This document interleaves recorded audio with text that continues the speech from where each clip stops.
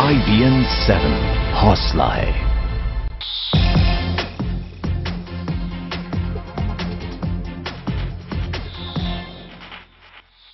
8 बजे के लिए भारत और पाकिस्तान से कुछ खास मेहमान इस वक्त हमारे साथ हैं, लेकिन पहले ये खबर आपको विस्तार से बता दें।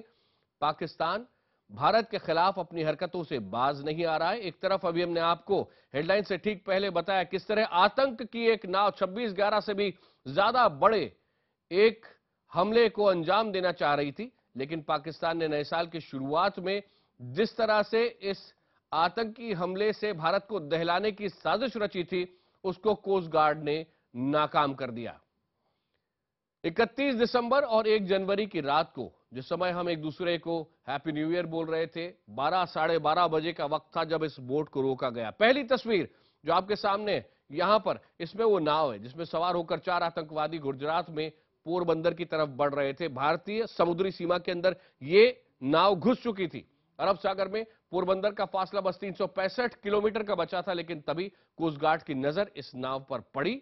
इसको रुकने का इशारा किया गया, लेकिन ये नाव तेजी से भागने लगी।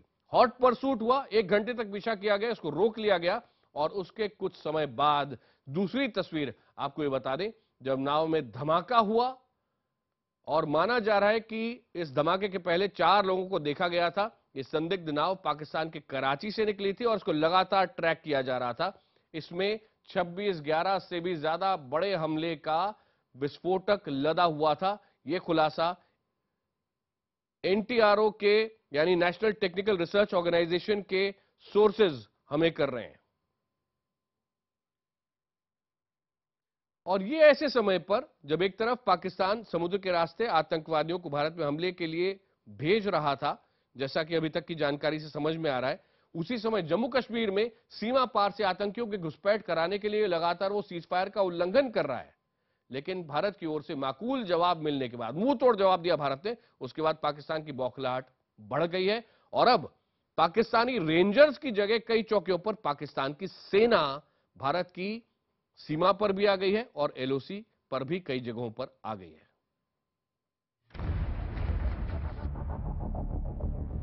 जम्मू कश्मीर में पाकिस्तान से लगी सीमा पर तनाव बढ़ता जा रहा है। LOC और अंतर्राष्ट्रीय सीमा पर लगातार सीज फायर का उल्लंघन करने वाला पाकिस्तान अब सीनाजोरी पर उतर आया है। खुफिया सूत्रों के मुताबिक अंतर्राष्ट्रीय सीमा पर पाकिस्तान रेंजर्स के साथ साथ बड़ी संख्या में फौज की तैनाती शुरू हो गई है। शुक्रवार की सुबह अंतर्राष्ट्रीय सीमा पर पाकिस्तान की हजारों गाड़ियों की मूवमेंट देखी गई। पाकिस्तान ने रामगढ़, तांबा, RSपुरा और अखनूर सेक्टर के उस पार अपनी मूवमेंट तेज कर दी है। सियालकोट के सबसे बड़े गाँव सैदाबाली में पाक आर्मी की सैकड़ों गाड़ियों की मूवमेंट हुई है। तांबा के पार पाकिस्तान के गांव चौबरा, भोगेवाल, खन्नावाली, राजा हरपाल, सब्जकोट में पाक सेना तैनात की गई है। इस पूरे इलाके में पाकिस्तान की 2 बड़ी रेजिमेंट 12 चिनाब और 14 पंजाब के साथ साथ पाक सेना की कई टुकड़ियां पहुंची हैं। इनके अलावा सीमा पर 2 सेक्टरों जफरवाल और चकदौला पर भी मूवमेंट तेज हुई है।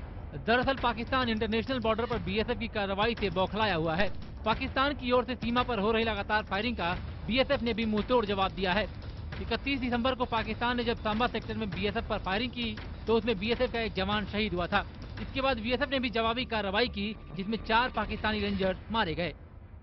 वो तो इसी फिराक में रहते हैं कि उनको मौका मिले वो इंडियन मतलब इन्फिल्ट्रेट करें और यहाँ पे कोई वारदात करें, लेकिन बॉर्डर काफ़ी टाइट है और काफ़ी मजबूती है बॉर्डर पे। ये एस्टिमेट किया जा रहा है 50 से 60 तो इंटरनेशनल बॉर्डर में की अपोजिट ही है।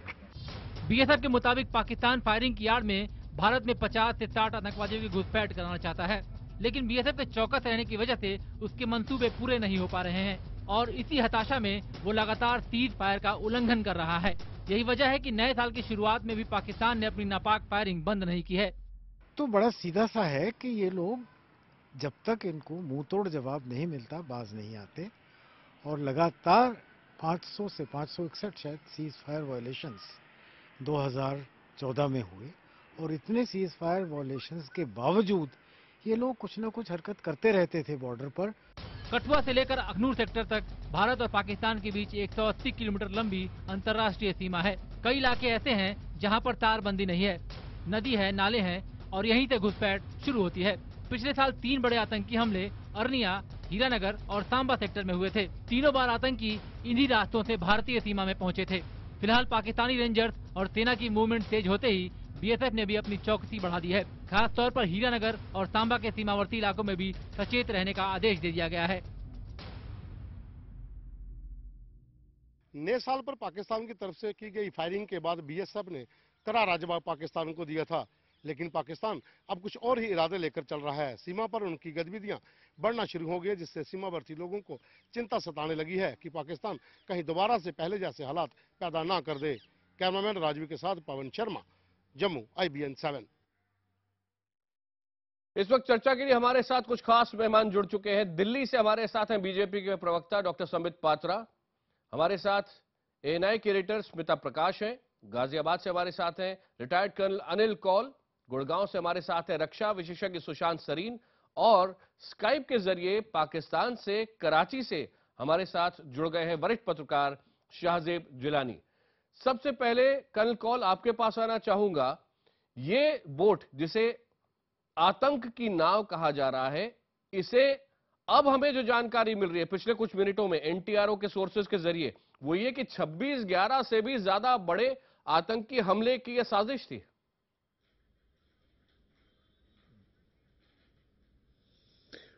देखिए, ये तो लाजमी है कि जब ओबामा का विजिट हो रहा है और अर्निया में कोई इनको काफी हताश हुए हैं इनके रेंजर्स और LOC पे खास घुसपैठ करने का मौका नहीं मिला है, कश्मीर में इलेक्शंस अच्छे हो गए हैं, तो कुछ ना कोई तमाशा करने का तो इनका इरादा है था ही। तो बड़ी अच्छी बात है कि हमारे इन इन्वेस्टिगेटिव एजेंसीज ने ये पहले ही इनको पकड़ लिया और प्रीएम्प्ट करके और इनको खत्म कर दिया। बट ये यहाँ पे खत्म नहीं हुआ है। जहां तक मेरा ख्याल है, जब भी ऐसी कोई कंटिजेंसी प्लानिंग होती है तो हमको अभी भी सतर्क रहना चाहिए, क्योंकि शायद ये एक मॉड्यूल हो और इसके साथ साथ 3 या 4 या 5 या कितने भी और मॉड्यूल भी हो सकते हैं जो कि अलग अलग टारगेट्स पे अटैक किए करने के लिए तैयार हो। तो हमको बहुत सतर्क रहना है, और जब तक इनके कंप्लीटली इनको खत्म ना कर दिया जाए तब तक हमको चैन से बैठना नहीं चाहिए। कर्नल कौल हमारे साथ ही रहिए। इस वक्त कराची से शाहजेब हमारे साथ हैं। शाहजेब, ये बताएं, ये खबर पाकिस्तान के मीडिया में किस तरह देखी जा रही है? इस पर कोई खास चर्चा नहीं है यहाँ पाकिस्तान में। इनफैक्ट जो भी खबरें आ रही हैं वो इंडियन डिफेंस मिनिस्ट्री के सोर्सेज के थ्रू आ रही हैं। इंडियन मीडिया कोई ऑफिशियल रिएक्शन अभी तक पाकिस्तान सरकार या आर्मी की तरफ से शाहजेब? अभी तक पाकिस्तान में कोई खास रिएक्शन नहीं है इस पे, और जो डिटेल सामने आई हैं जिससे ये लगता है कि ये रात के वक्त हुआ, अंधेरे में हुआ, मौसम सही नहीं था, तेज हवाएं चल रही थी। तो इस पूरे किस्से के अभी जो फैक्ट्स हैं वो एस्टेब्लिश होना बाकी हैं। ठीक है शाहजेब, ये भी बताएं कि सारी बात ऐसे टाइम पे चल रही है जब भारत और पाकिस्तान की सेनाएं और खास तौर पे अलर्ट पर है, और एक और बात कि LOC में और IB पर पाकिस्तानी रेंजर्स की जगह कुछ जगह पाकिस्तान की फौज आ गई है। ये कंफर्मेशन है पाकिस्तान के अंदर? देखिए, मूवमेंट है, और अभी कल परसों का जो ये वाकया हुआ था जिसे पाकिस्तान के मीडिया में इस तरह से रिपोर्ट किया गया कि 2 पाकिस्तानी फौजी अपना झंडा लेकर जा रहे थे और उन पर भारत की तरफ से फायरिंग हुई और उन्हें हलाक किया गया। तो पाकिस्तान का जो पर्सपेक्टिव है, जो नैरेटिव है, वो बिल्कुल ऑपोजिट है to what is going on in India right now. तो टेंशन क्लियरली एक है, लेकिन आपको ये देखना होगा कि पाकिस्तान के अंदर इस वक्त फौज की तवज्जो, मिलिट्री लीडरशिप, पॉलिटिकल लीडरशिप की तवज्जो जो है वो मुल्क के अंदर आतंकवाद से निमटने पर है। पेशावर का जो इतना बड़ा हमला हुआ स्कूल का, इस वक्त सारी तवज्जो जो है वो मुल्क के अंदर आतंकवाद से निमटने पर है, ना कि कोई नई लड़ाई सीमा पार शुरू करने में किसी की दिलचस्पी है। ठीक है शाहजेब, हमारे साथ ही रहिए। सुशांत सरीन, क्या ये ध्यान बटाने की एक कोशिश हो सकती है? देखिए, यहाँ तक तो मैं शाहजेब से सहमत हूँ कि पाकिस्तान के अंदर जो ज़्यादा फोकस रहा है पिछले कम से कम 15-20 दिन में पेशावर के हादसे के बाद, वो अंदरूनी जो उनके हालात हैं या जो दहशतगर्दी वहाँ पर फैली हुई है उसके खिलाफ ज़्यादा तवज्जो है। इंडिया के इनफैक्ट आप यहाँ तक आपको थोड़ा सा सरप्राइज़ होगा कि जम्मू कश्मीर के जो चुनाव हुए उस पे शायद 1-2 एडिटोरियल्स के अलावा कोई बहुत ज़्यादा टिप्पणी भी नहीं हुई पाकिस्तान में। तो ये एक लिहाज से ये भी एक नई चीज़ थी, नहीं तो नॉर्मली उन इलेक्शंस को क्वेश्चन किया जाता वगैरह वगैरह। लेकिन ये जो हादसात हुए, एक तो जो LOC पे है वो तो मेरे ख्याल अब एक तरह का न्यू नॉर्मल बन गया है। क्यों हर 3-4 हफ्ते के बाद इस तरह के हादसा होते हैं, वो फिर थोड़ा सा एस्केलेट करता है और फिर कोई बीच में बातचीत होती है और फिर वो you go back to normal और अंटिल द नेक्स्ट टाइम ये दोबारा से होता है। तो मेरे ख्याल ये तो एक न्यू नहीं, लेकिन नॉर्मल है। सुशांत, जहां तक फोर्सेस की मूवमेंट का सवाल संक्षेप है, में अगर पाकिस्तान की फौज आ गई है और रेंजर्स को रिप्लेस कर दिया है, तो क्या एक ये प्रोवोकेशन है भारत के लिए कि भारत को भी अपनी सेना वहां पर सामने ले जानी पड़े और पहला मेरे ख्याल से आईबॉल टू आईबॉल कन्फ्रंटेशन हो जाएगा वो दोनों सेनाओं का बहुत समय बाद, शायद संसद के हमले के बाद पहली बार? नहीं, मेरे ख्याल देखिए फौज की एक दो मैंने जो स्टेटमेंट देखी है उसमें ये है कि कोई बहुत अनयूजुअल मूवमेंट नहीं है, कोई इस तरह का नहीं है कि कोई बहुत आक्रामक रूप अडॉप्ट कर रही हो पाकिस्तान सेना, और शायद मेरे को लगता भी नहीं है कि वो करेंगे ये। वो बहुत बड़ी हिमाकत होगी अगर वो इस तरह का एक एस्केलेशन पे जाएं भारत के साथ इस समय पर, जबकि वो अपने वेस्टर्न बॉर्डर के ऊपर या इंटरनल जो प्रॉब्लम्स हैं उनके साथ जूझने की बात कर रहे हैं। तो ये बहुत बड़ी हिमाकत होगी। अगर वो करना चाहते हैं इसको भी कोशिश कर सकते हैं, देख सकते हैं कि इससे अगर उनको कोई लाभ होता है। मुझे तो नहीं लगता कि होगा, और मेरे को नहीं लगता कि ना तो पाकिस्तान की सेना ये ज्यादा कुछ चाहेगी। हो सकता है पोस्चरिंग हो रही हो, लेकिन उससे ज्यादा क्या कोई कदम उठाएंगे? आई वुड बी सरप्राइज्ड अगर हुआ ऐसा। ठीक है, स्मिता प्रकाश, मैं आपके पास आना चाहूंगा और आप वरिष्ठ नेताओं से बात करती रही हैं, दिल्ली में भी इस्लामाबाद में भी। ये आतंक की नाव जिस तरह से आई है, 26/11 से ज्यादा बड़ा हमला ये साबित हो सकता था, ये भी कह रहे हैं एनटीआरओ के सोर्सेज। इसको कैसे देखें भारत और पाकिस्तान में? देखिए, अगर ये बात सही है कि 26/11 से भी बड़ा एक हादसा होने वाला था, तो इसे एक इंटेलिजेंस अचीवमेंट कहेंगे कि इसको पहले ही पता लग गया और इसके ऊपर कार्रवाई की गई और वो बोट आगे नहीं आया। लेकिन 26/11 के रूट को ही फिर से इस्तेमाल करना, ये it's a kind of a weird thing that they would have done. I don't understand कि वो फिर से वही रूट क्यों अपनाएंगे। दूसरा, आई वांट टू से दिस कि ये जो आप रेंजर्स की बात कर रहे थे अभी, रेंजर्स जो है बॉर्डर पर, ये जो है ये इंटरनल मिनिस्ट्री के अंडर आता है, उनके आर्मी के अंडर नहीं आता। लेकिन उनका जो चीफ होता है वो आर्मी सिलेक्ट करता है, आर्मी चीफ सिलेक्ट करता है। और पाकिस्तान में आजकल आर्मी जो है वो सिविलियन एडमिनिस्ट्रेशन के ऊपर हावी हुई पड़ी है। नवाज शरीफ जो है वो बहुत ही वीक हो गए हैं और आर्मी चीफ जो है वो एक कॉन्स्टिट्यूशनल अमेंडमेंट लाना चाहते हैं जिसके तहत मिलिट्री कोर्ट्स के अंडर सिविलियंस को ट्राई किया जाएगा। तो वहां पर जो है आर्मी और सिविलियन लीडरशिप के बीच एक रस्साकशी चल रही है। इसी बीच अगर आप देखें कि बॉर्डर भी हीट अप हो जाता है और मैरिटाइम बॉर्डर में भी ऐसा एक हादसा हो जाता है, तो हमारे फोर्सेस को जो है सतर्क रहना पड़ेगा कि we should not get used as a pawn by either the army in Pakistan और द सिविलियन लीडरशिप। बहुत महत्वपूर्ण बात बोली है। मैं संबित पात्रा के पास जाऊं उससे पहले शाहजेब, आप कुछ कराची से जोड़ना चाहेंगे इस बात में? नहीं, मैं जैसे कि ये बात हो रही है और काफी लोग इसको समझ रहे हैं इंडिया में कि इस वक्त पाकिस्तान के अंदर जो है ना काफी रस्साकशी चल रही है आतंकवाद को लेके। तो एक ऐसे टाइम में एक नया महाज खोलना, बॉर्डर पे कोई नई एडवेंचर करना, पाकिस्तान आर्मी, पाकिस्तान इस वक्त अफोर्ड नहीं कर सकता। ठीक है शाहजेब, आपके पास थोड़ी बार वापस आऊंगा। डॉक्टर पात्रा, आप सबकी बात अभी तक सुन रहे थे और सब जो कह रहे हैं उसमें क्या आपको लगता है अभी भी कुछ फ्लेक्सिबिलिटी बाकी है कि भारत ये फाइन डिफरेंस कर पाए कि एक तरफ पाकिस्तान में फिरका परस्त ताकतें हैं जो ये देखना चाहती हैं बार बार कि भारत और पाकिस्तान लड़ते ही रहें? क्या भारत यहां पर वो फ्लेक्सिबिलिटी इस वक्त रख पा रहा है और क्या उसकी स्कोप है आपको लगता है? जी, भारत हमेशा से ही फ्लेक्सिबल देश रहा है। भारत हमेशा से ही दूसरे की मजबूरी को समझता है और चाहता है कि उसे मौका मिले। मगर जहां तक पाकिस्तान का सवाल है, मुझे लगता है पूरा विषय कुछ अलग पर्सपेक्टिव से भी देखने की आवश्यकता है। आज जो बोट वाला विषय हुआ है, मैं आपका ध्यान आकर्षित करना चाहूंगा। 1 महीने पहले दिसंबर 3, 2014 को आर्मी के चीफ RK दोवन साहब का एक स्टेटमेंट आया था और तमाम अखबारों ने उसे कवर किया था। आप सब ने भी उसे न्यूज में चलाया था। आपको ध्यान होगा, आर्मी नेवल चीफ ने कहा था कि पाकिस्तान से जो भी वेसल्स आ रहे हैं, जो वेस्टर्न कोस्ट की तरफ आ रहे हैं, खास करके चाहे वो पाकिस्तान की नेवी की ही क्यों ना हो, हमें बहुत सतर्कता के साथ उन्हें वॉच करना पड़ेगा और हमें ये देखना पड़ेगा कि कहीं ये जिहादी थ्रेट के साथ तो नहीं आ रहे हैं, क्योंकि कहीं ना कहीं पाकिस्तान के नेवी में भी, जैसे उनके मिलिट्री में हुआ है, उनके नेवी में भी मिलिट्री इन्फिल्ट्रेशन हो गया है। इसमें उन्होंने आईएनएस जुल्फिकार का भी जिक्र किया था, किस प्रकार से आईएनएस जुल्फिकार को एक तरह से अगवा कर लिया गया था और एक अमेरिकन वेसल के ऊपर अटैक करने की बात हुई थी। तो आप देखिए, ये वेस्टर्न कोस्ट में इस प्रकार का पूरा विषय पहले से ही चल रहा है, वो डिस्टर्ब्ड एरिया है और नेवी ने एक स्टेटमेंट भी जारी किया था। वो स्टेटमेंट था, entire west coast is under continuous surveillance by ships and aircrafts by Navy and Coast Guard, November 26, 2014।